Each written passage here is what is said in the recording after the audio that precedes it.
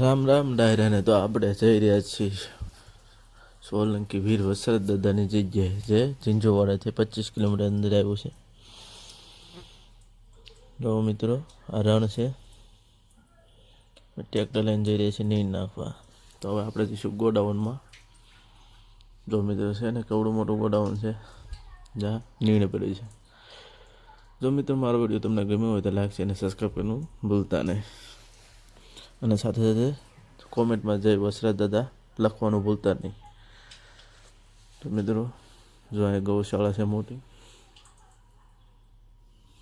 જો મિત્રો અહીંયા આપણે ગૌશાળા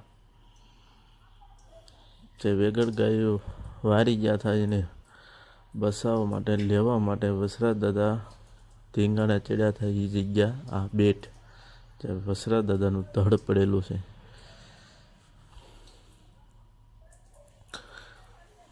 તો ચાલો આપણે જઈ રહી છીએ મંદિરે, તમને દાદાના દર્શન કરાવીએ. તો જય સોલંકી વીર વસરત દાદાનું નામ કોમેન્ટમાં લખવાનું ભૂલતા નહીં. જય વસરત દાદા.